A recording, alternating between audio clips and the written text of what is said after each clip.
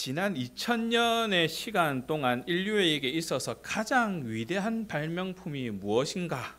라고 꼽으라 그런다면 여러분은 무엇을 꼽으시겠습니까? 우리 인류에게 있어서 가장 위대한 발명품. 이 발명품은 우리에게 꼭 있었어야만 했던 것이다.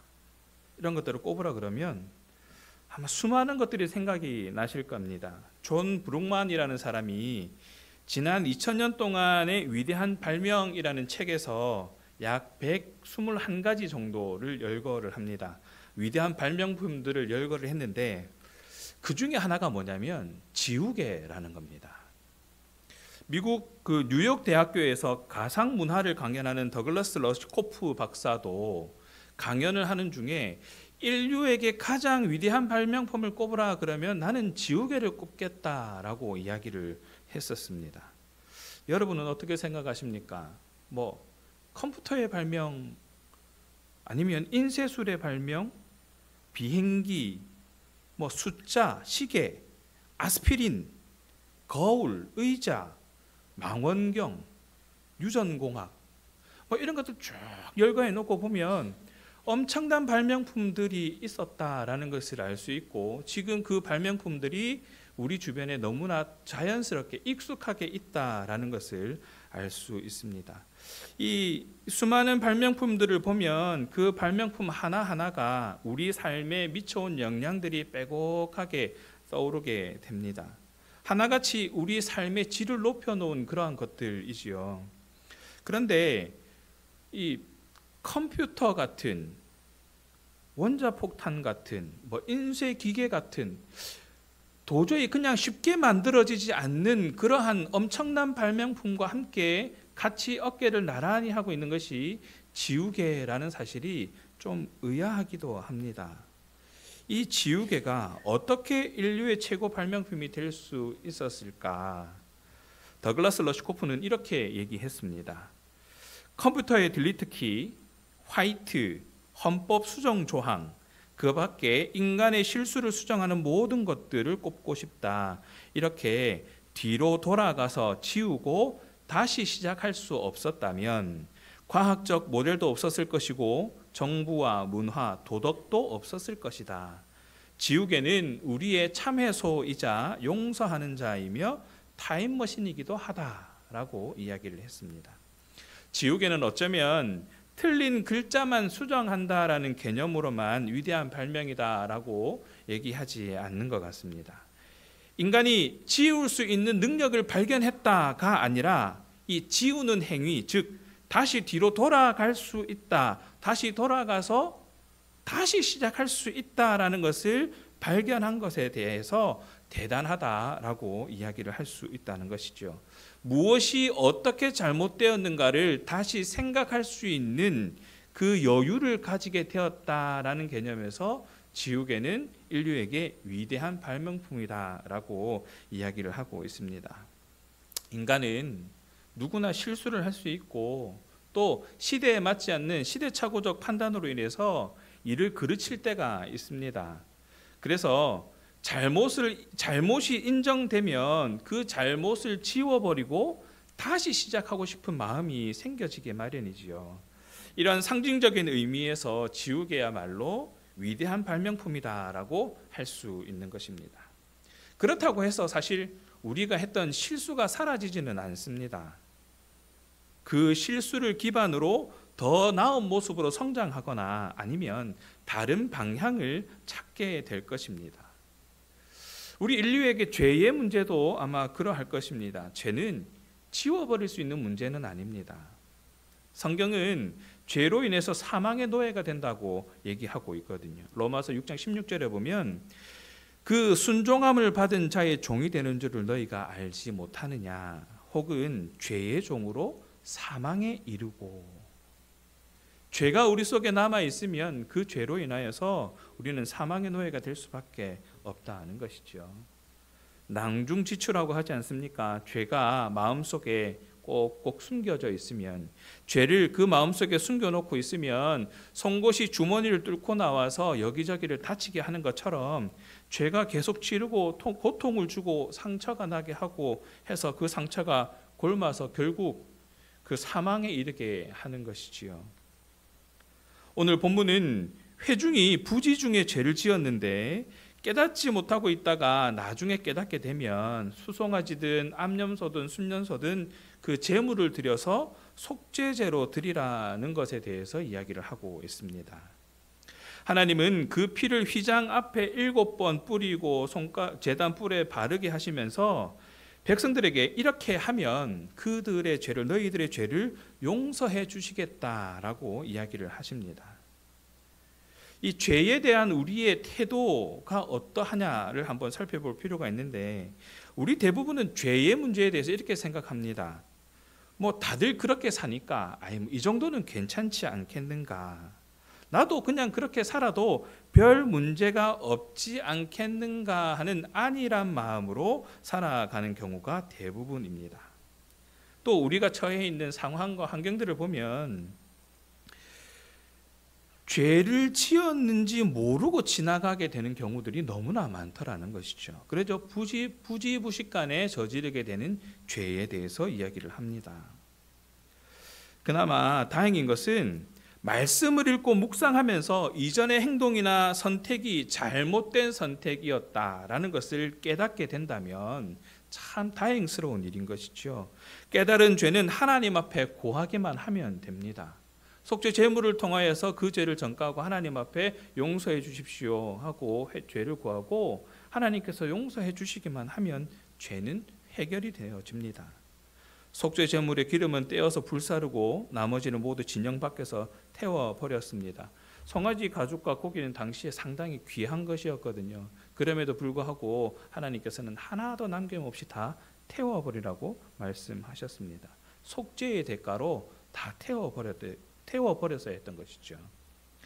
내가 불타 없어져야만 그 해결되어질 그 죄의 문제가 속죄제물이 대신 불타 없어짐으로써 죄값이 치러지는 그러한 은혜를 경험하게 되는 것입니다. 공의의 하나님은 그렇습니다. 율법을 어기는 불순종을 싫어하십니다. 그것을 죄로 여기십니다. 그리고 그 죄에 대한 죄값을 반드시 치르게 하시지만 그 죄값을 이스라엘 백성들이 직접 치르지 않게 하시고 속죄 제물의 희생을 통해서 용서해 주시겠다라고 말씀을 하시는 것이죠. 하나님께서 그렇게 저와 여러분에게 사랑을 표현하고 계시는 겁니다. 사랑하는 신앙가족 여러분, 눈앞에 이 사용법이 상당히 까다롭고 어려운 자물쇠가 있다고 한번 상상해 보십시오. 우리가 흔히 하는 자물쇠는 그냥 열쇠 꼽아서 돌리면 다 열리는 자물쇠잖아요. 그런데 여러분 눈앞에 지금 상당히 사용하기 어렵고 복잡한 자물쇠가 있다고 한번 생각해 보십시오.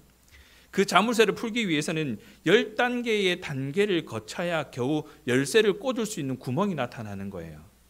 그렇게 열쇠를 꽂아서 또 5단계를 거쳐야만 자물쇠가 열린다고 한번 생각해 보십시오.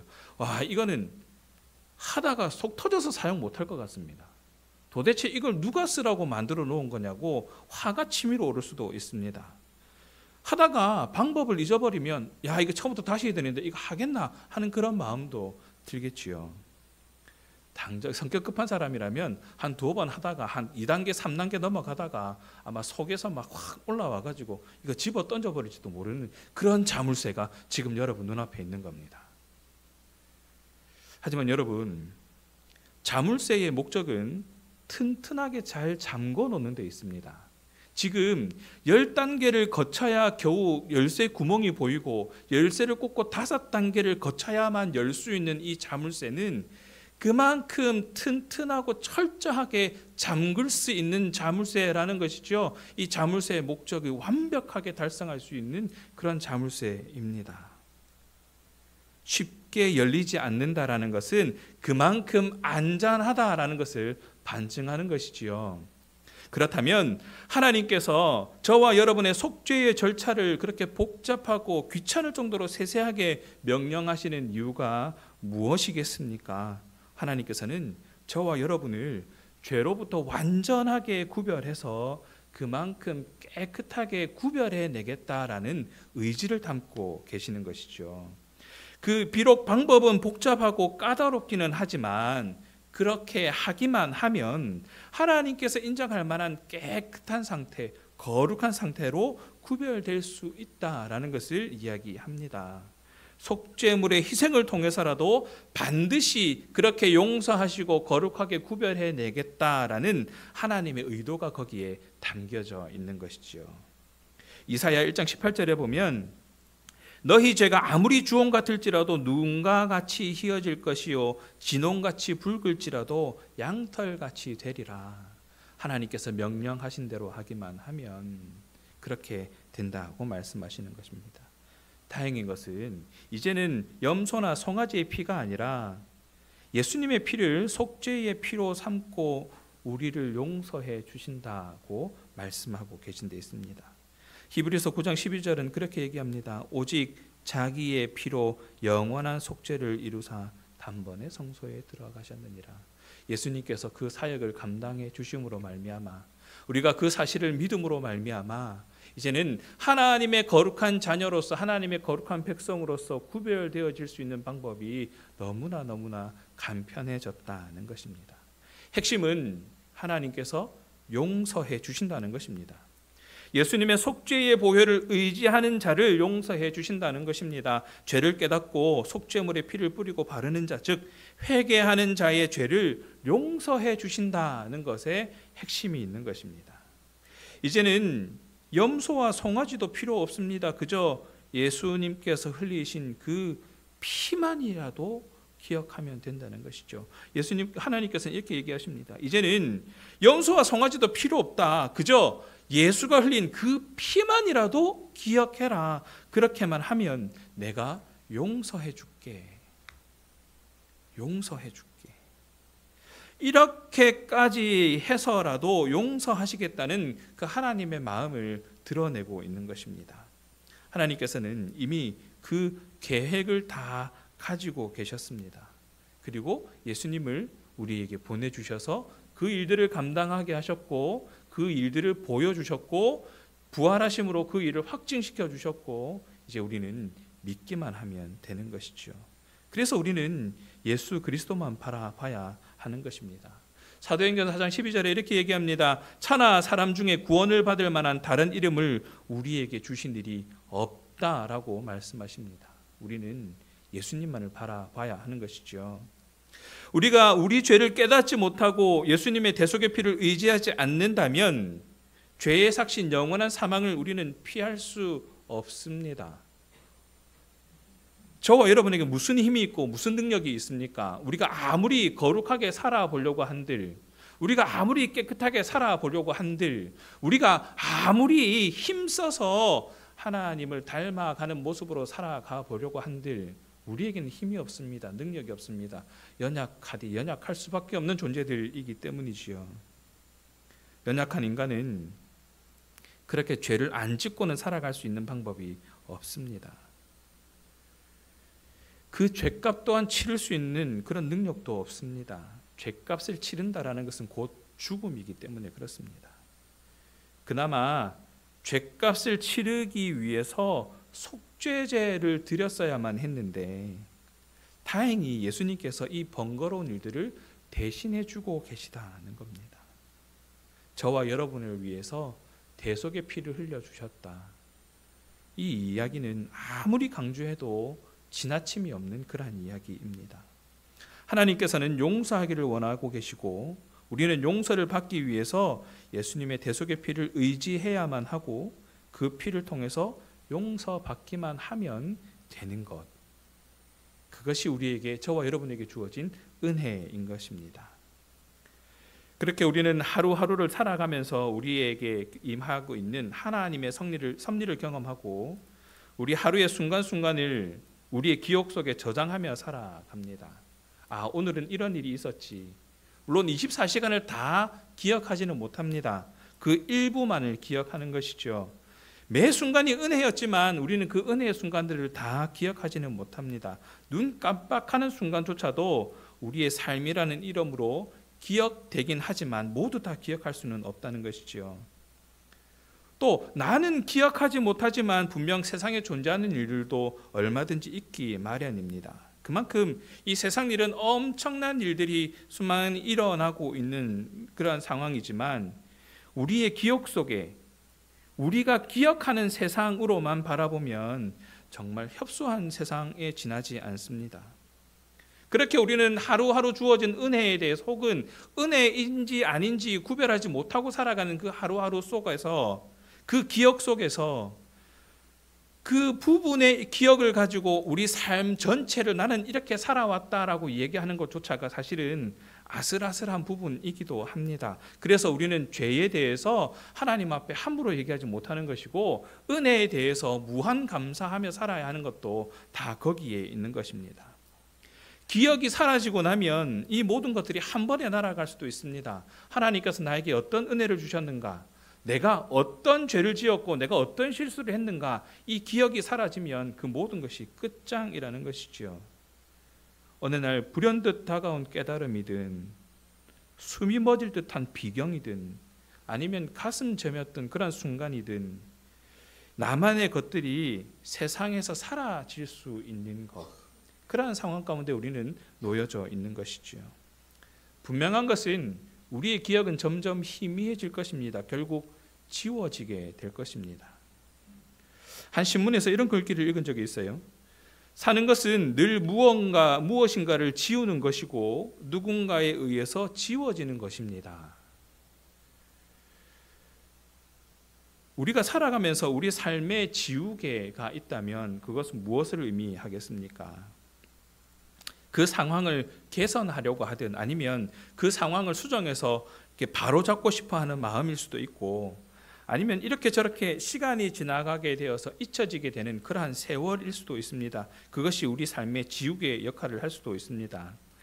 실수와 잘못을 발견한다는 것은 보다 더 온전한 것을 갈망하기 때문이지 않겠습니까? 내가 이런 실수를 했다. 그때 내가 그거 참 실수했지 라는 그 생각이 드는 그 순간에는 나는 다시는 그러한 실수를 하지 않겠다라는 마음이 든과 동시에 내가 만약에 그때 그 선택을 하지 않았다면 나의 모습은 어떻게 바뀌었을까? 나의 삶은 어떻게 더 나은 모습이었을까를 기대하게 된다는 것이지요. 어수룩하고 부정확하고 무엇 하나 완벽한 것이 없는, 완전한 것이 없는 그런 삶을 살아가는 저와 여러분의 모습이지 않겠느냐는 것이죠. 우리의 삶은 그러한 모습입니다. 천부적인 재능을 가진 농구 선수도 3점 슛을 성공할 확률은 50%에 지나지 않습니다. 10개를 던지면 5개는 실패한다는 것입니다. 빼어난 야구 선수라도 타율이 4할을 넘어가는 일이 되게 힘듭니다.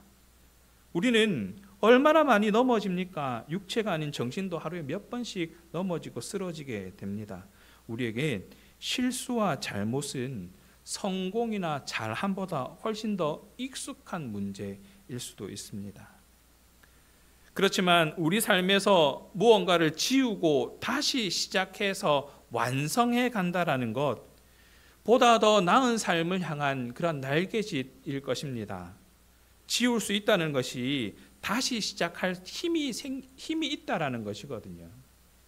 내가 이제 실수를 했으니까 이것으로 끝이다가 아니라 지금 내가 실수는 했지만 이 실수를 바로잡아서 보다 더 나은 모습으로 살아야겠다라는 그런 마음들이 거기에 표현되는 것이지요. 나를 지워서 나를 찾아가는 것을 세상의 관점에서는 성찰이고 발전이라고 얘기할 수 있을 것입니다. 그렇다면 우리 신앙의 관점에서 이 부분들을 바라본다면 이 거대한 세상을 누군가가 지우고 다시 쓰고 있다면 그것은 아마도 하나님의 섭리일 것입니다. 저와 여러분의 선택을 통하여서 하나님은 하나님의 일을 해 가십니다. 저와 여러분이 잘한 선택도 할 것이고 잘못된 선택도 할 것입니다. 그러나 하나님께서는 그 일들도 다 사용하시더라는 겁니다. 하나님 관점에서 불필요한 것들은 지우시고 다시 시작하게도 하시더라는 것이죠. 그러나 죄의 문제는 어떻습니까? 죄도 지우고 다시 시작할 수 있다면 얼마나 좋겠습니까? 말씀을 정리합니다. 예수님의 십자가 앞에서 회개하면 모든 죄를 예수님의 보혈의 지우개로 지워버리고 거듭난 하나님의 자녀로 살아갈 수 있게 되었다는 것은 분명한 은혜입니다. 하나님의 섭리 안에 있을 수밖에 없는 일이기 때문에 그렇습니다. 오늘 본문은 그 이야기를 하고 있습니다. 어떻게 해서든 나는 너희를 용서할 것이다. 용서할 것이다. 또한 그것을 믿음으로 고백하는 신앙인들에게 지우개와 같은 위대한 발명품을 넘어서 하나님의 한없는 은혜임을 우리는 깨달을 수 있는 것이지요. 내가 실수하고 넘어졌지만 하나님께서는 괜찮다. 내가 그거 실수한 거 지워줄게. 내가 그 예수가 흘린 그 피로 덮어줄게. 하나님은 심각한 죄뿐만 아니라 아무리 사소하게 생각되는 죄라도 그 결과는 하나님과의 단절이라고 분명히 말씀하셨습니다. 하나님과의 교제를 회복하는 유일한 방법은 예수 그리스도를 의지하는 방법밖에 없습니다. 하나님께서는 용서하시려고 마음을 먹고 계시고 그 하나님의 그 용서하심 앞에 엎드리기만 하면 우리는 그 모든 것들을 받을 수 있다는 것이죠.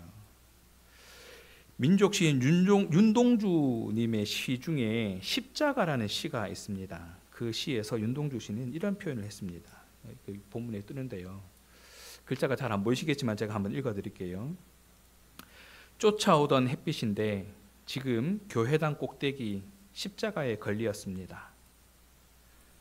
첨탑이 저렇게도 높은데 어떻게 올라갈 수 있을까요? 종소리도 들려오지 않는데 휘파람이나 불며 서성거리다가 괴로웠던 사나이 행복한 예수 그리스도에게처럼 십자가가 허락된다면 모가지를 들이우고 꽃처럼 피어나는 피를 어두워가는 하늘 밑에 조용히 흘리겠습니다. 암울한 시대를 살아가는 식민지의 그 시대를 살아가는 지식인으로서 내가 할 수 있는 것이 아무것도 없다. 그 무기력함을 표현한 시이기도 합니다.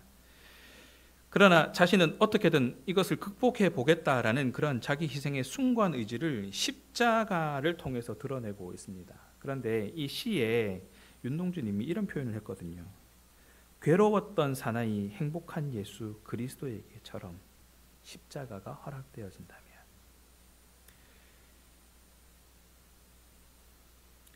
시인 윤동주에게는 예수 그리스도께서 십자가 사역을 감당하신 것이 다르게 비춰지고 있나 봅니다. 십자가 그 자체는 너무나 괴로운 일이지만 그 십자가를 통해서 속죄 통로가 되셨고 죄사함의 길을 여셨고 하나님의 일을 완성할 수 있었기에 행복하지 않았을까 하는 표현입니다. 괴로웠던 사나이 행복한 예수 그리스도에게처럼 십자가가 주어진다면 그처럼 자신도 지식인으로서 뭔가를 하고 싶다는 그런 의지를 담아서 표현한 시입니다. 하나님은 용서하기를 원하십니다. 예수님도 그러하셨습니다. 그래서 괴롭지만 행복하게 그 사명을 감당하셨을 것입니다. 이제 우리도 예수님을 의지하면서 항상 은혜의 보좌 앞으로 담대히 그리고 감사함으로 나아갈 수 있어야 합니다. 그렇게 나아가야만 합니다. 그래서 괴롭지만 행복하게 그 사명을 감당하셨을 예수님처럼 이제 우리도 예수님을 의지하면서 항상 은혜의 보좌 앞으로 담대히 그렇게 나아갈 수 있어야 한다는 것이죠. 그래서 하나님께서 하시고자 하셨던 일들을 이루시기 위해서 지우시고 다시 쓰시는 역사하심 앞에 순종하는 저와 여러분의 삶이 되어지기를 바랍니다. 매일 말씀을 읽고 뜻을 깨달아서 하나님의 뜻을 발견하고 그것을 우리 삶에 적용시키기 위해서 고민하고 고심하고 그렇게 살아가기 위해서 애쓰고 또 매 순간 기도하면서 하나님의 섭리 안에 머물 수 있도록 애쓰는 그런 삶이 되어야 한다는 것입니다. 무엇보다 최선을 다해서 삶으로 예배하고 우리 주일 성수하는 거요, 공예배 드리는 거요, 보다 더 열심을 내야 합니다. 지금까지 나 잘하고 있지 않습니까? 예, 잘하셨습니다. 그러나 더 잘하셔야 됩니다. 왜냐하면 하나님께서는 그럼에도 불구하고 저와 여러분을 용서하시기로 마음먹으시고 지금까지 여전히 은혜의 손을 내밀고 계시기 때문입니다.